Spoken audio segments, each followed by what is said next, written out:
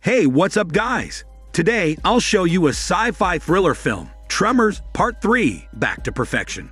Spoilers ahead, watch out and take care.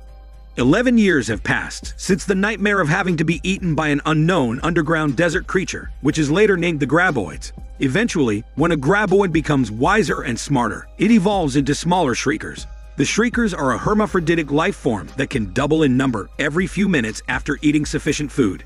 A reporter named Bert states that the situation revolves around the area of El Chaco, where a single Graboid was reported in the area 2 weeks ago. According to Bert, these Shriekers lack eyes and ears and sense only body heat, making them able to hunt their prey and feed themselves off. Bert continues to demonstrate how he manages to lead the Shrieker herd away from the civilian population. However, the other reporters become more anxious as the herd draws closer at an expeditious rate. The reporters run away for their lives before Bert can even kill the Shrieker herd. After that, the people in the city of Perfection welcome Bert with doubtful insights about his Graboid hunting, since 11 years have passed with no signs of Graboids in the area. Bert explains that he just built his underground Graboid barrier, using his design, which consists of a big cement box, at least 2 feet thick, with steel reinforced surrounding his compound. Jody, a Graboid merchandise business owner, asks if Bert grabbed any creature parts of a Graboid or Shrieker for her business, explaining that it's their claim to fame if they use it to their advantage, seeing how some well-known theme park boomed. On the other hand, Jack has made a Graboid safari business and serves as a tour guide who scams people for a living, claiming that their safari route is the heart of Graboid country. In reality, the Graboids they are showing to the tourists are just extinguished sand and other prop materials, to make it look like a Graboid is chasing them from underground. Not until one day, as Jack and his assistant, together with Mindy, perform their usual daily routine of scamming the tourists. Mindy suddenly gets attacked by a real Graboid, while the creature eats Jack's assistant. Luckily, Mindy gets away swiftly, signaling Jack and the others to distract the Graboid as they drive away from the area. Bert recognizes the seismic waves from his system, so he proceeds to buzz the red alarm, signaling the people of the city to go up their roofs immediately and beware of any Graboid that may come any minute. After the coast is clear, Bert calls the people of the valley and decides to go Graboid hunting, after receiving information from Jack and Mindy that they just got attacked by a Graboid. Bert requests toy trucks, which he will use as bait, and when a Graboid swallows it, Bert will detonate the explosive.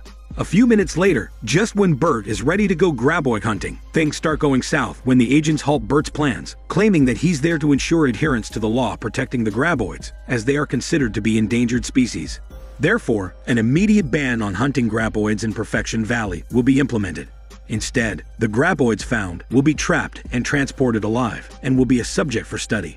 Jack is a fan of Bert, and he negotiates with the agents, telling them that if they can catch a Graboid alive, they will let Bert hunt Graboids, to which Bert hesitantly agrees, as he knows how smart and how wise these creatures are.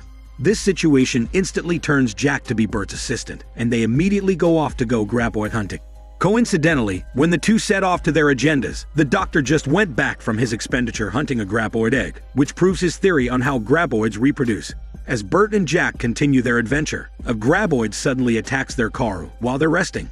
While Bert is on the ground, he accidentally gets swallowed by the Graboid and is assumed dead by Jack.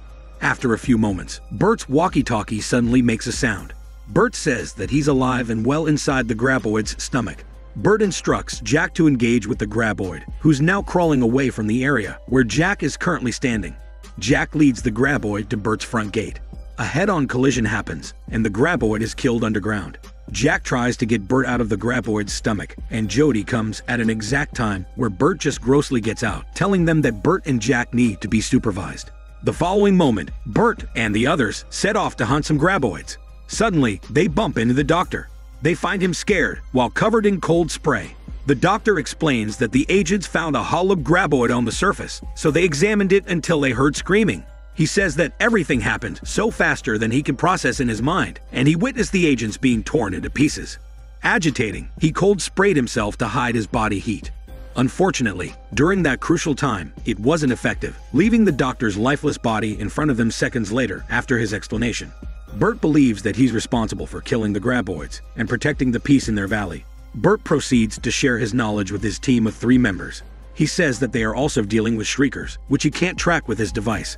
so he switches to using more advanced infrared satellite images. He continues to explain that when Shriekers first emerge, it multiplies into 6 creatures as it feeds themselves, meaning they must kill them before it finds food. After a while of walking through the desert, the team finds a massive Graboid, just like the one that swallowed Bert a while ago. Quickly, they jump on the nearest boulder, making the Graboid unable to sense them. However, the massive Graboid guards the boulder where the team is standing on. In case one stupid person accidentally sets foot on the sand, the Graboid will sense him. Moments after, Bert calls Nancy and Mindy for help by paging in loud music on their walkie-talkie. Then they throw their bait far from the boulder. From a good distance, Bert threw his explosive right into the area where the Graboid is. Strangely, the Graboid made no sign of being killed, so the team investigates the area, only to see the Graboid shed its skin, meaning that the Graboid has now evolved into a Shrieker. Wary of their surroundings, Bert and company look for any signs of the newly evolved Graboid. Jody calls them the Ass Blasters. These new creatures' physiques are different from a Graboid or a Shrieker. Though it looks like it also has a heat sensor like a Shrieker, it's not as big as a Graboid, and its strengths and weaknesses are unknown. Ass Blasters produce fire on their smelly ass, as it spreads their wings and blasts up into the sky, hence the name. Bert theorizes that it developed an ability to fly to carry its eggs. Struggling to defeat the Ass Blaster on their side, the teammate shoots his shot by firing his gun, killing the creature. However, it's too late, because he's also attacked at the same time. Mourning the loss of his poor teammate, Bert contacts Nancy and Mindy to warn them to get off the roof, as the Graboids evolve and attack from the roof. Nancy and Mindy hurriedly go downstairs and prepare for the worst. Nancy throws a chunk of meat at the Ass Blaster's feet, ensuring that the creature notices it to buy them some time to hide.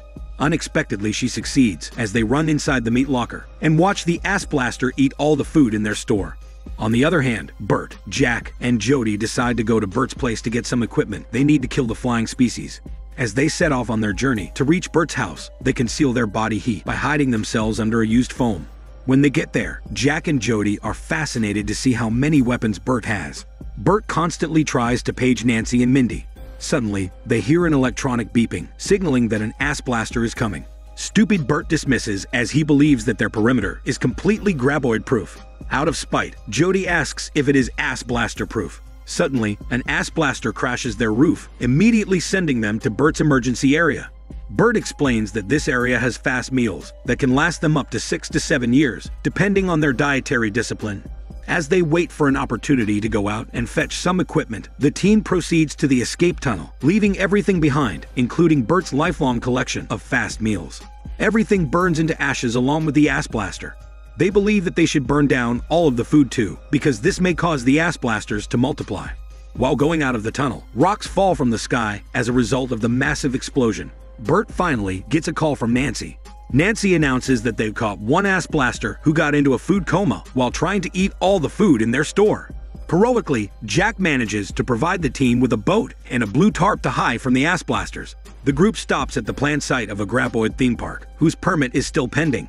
Luckily, the area has a lot of places to hide, but as they are about to celebrate, a puffing is heard from above. They see an Ass Blaster roaming the area, but there's no time to hide as it already senses them. They hide behind the scrapes and boxes, with the Ass Blaster just on the other side. The team struggles to get out of the area. Suddenly, Jack gets an idea. He proposes to crush the Ass Blaster's ass by pushing the heavy metal scrape in front of it. The team helps him, and they quickly celebrate once again for their victory. However, 4 Ass Blasters are flying towards them, causing them to panic as they search for a place to hide once again. This time, the team hides inside a portable restroom and assesses the situation. Bert gets irritated for his lack of equipment and states that since the Ass Blasters are full of flammable chemicals, they could ignite it somehow or get them to swallow something hot, resulting in Jack thinking of making something they made as a kid. Jack calls it a potato gun, and it's made from an old pipe with one end sealed up. When put in a few drops of lighter fluid, one should stick in the potato and light the pipe to make the potato blast for 100 yards. Jody adds that instead of a potato, they shoot a flaming arrow. Bert likes the idea, and once again, the team set off on a shopping spree in the area to look for the things they needed for their potato gun. Bert is assigned to look for a flammable liquid, while Jack and Jody search for the other parts. As the team goes their separate ways, Jody is the first one to find a pipe. Unluckily, an Ass Blaster senses Jody. Hurriedly, Jody runs inside a trailer, but she's having a hard time closing the door, making the Ass Blaster catch up to her. Jody throws random things at the creature, and fortunately, there's a window that fits her physique perfectly. She uses the window for her escape. She sees that the ass blaster doesn't fit its fat ass right in, so she immediately closes the door. Minutes later, the creature tries to blast its way up. Unfortunately for the creature, there is leaked gasoline beneath it, making the truck explode along with it. However, the fight is far from over, as there are still 3 ass blasters remaining. Just in time, the team has all the equipment that they need. As nighttime falls, they are all set to hunt some ass blasters. The first one is killed in the air by Bert with its newly built potato gun. Another one attacks them head-on and breaks the glass on their skylight. It hits Bert on the back, causing him to stumble and fall to the floor. As the ass blaster attempts to go inside the trailer, Jack tries to shoot it through the other skylight while Bert's body heat distracts him. Jack lifts Jody, who is nervous, but she manages to aim perfectly and shoots the ass blaster away from the trailer. The shot is severe, but a part of the trailer catches up on fire, and it opens the third one an opportunity to sneak inside the trailer. The creature docks the potato gunshot and flies towards the team, making them lose their guards. They panicky stab the ass blaster with the potato gun, and they burst it into pieces. Successfully, Bert declares their mission complete. But another celebration of the team is put to a halt when an ass blaster suddenly appears. Not only that, a Graboid also comes into the area, and something unexpected happens. When Jack throws Bert's watch into the ass blaster's wings, it makes the Graboid eat the ass blaster and leave. Once again, Perfection Valley is at peace. Nancy and Mindy make a business out of the ass blaster they've caught alive. Jody and Jack are starting to get to know each other and set off for a ride. And lastly, Bert now has enough knowledge about Graboids, plus he can now control them. He uses this knowledge against a greedy businessman who wants to build Perfection Valley ranchettes. Bert says that by studying and keeping the creatures alive, the whole area is deemed protected. In other words, no other Graboid attraction businesses will be built, which makes the businessman curse him to death. This is Daniel CC Movie Channel. Stay safe and enjoy your day.